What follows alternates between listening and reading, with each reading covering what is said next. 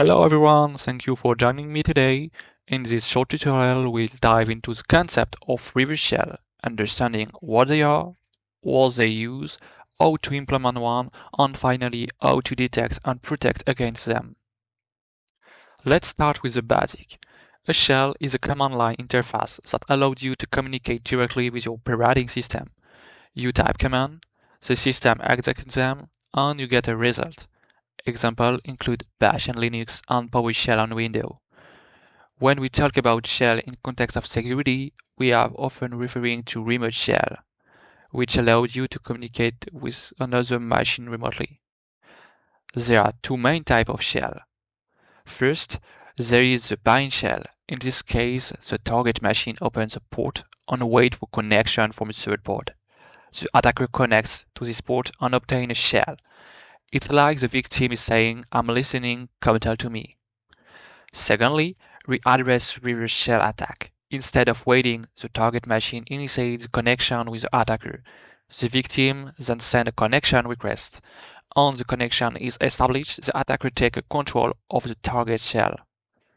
The difference between them is subtle but important. Bind shell requires the attacker to reach the victim directly, however, they are often blocked by firewall.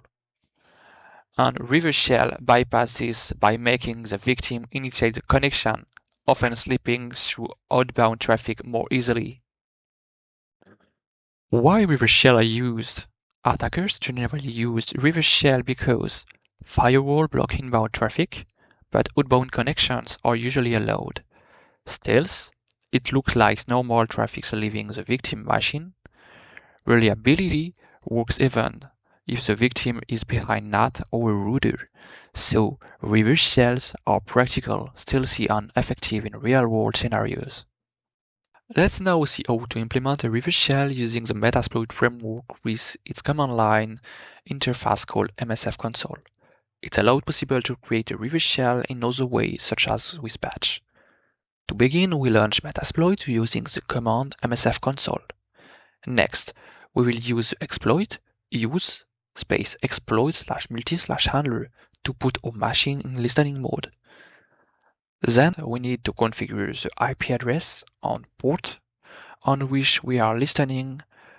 For this, we type set space lhost space our IP address on set space lport space our port. Once that's done, we are ready to launch the exploit with the command exploit. At this point, Metasploit is waiting. When the victim runs the matching payload, the machine connects back to the attacker's IP and port, and the attacker gains an interactive shell. To do this, simply enter the command which will open a shell on the target machine. We have now a reverse shell and can be execute command on the shell.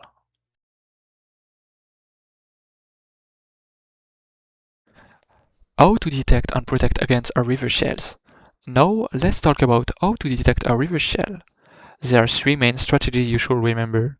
First, the network monitoring. We need to look for unusual outbound connection, especially to a no IP address or uncommon port above 1024. A persistent TCP session to external server are a strong indicator. The intrusion detection system can also help flag suspicious traffic pattern. Second, the process analysis.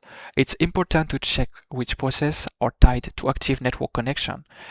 If you see tools like Bash, Python, or NC linked to external IPs, that's a clear red flag. And finally, the behavioral indicators.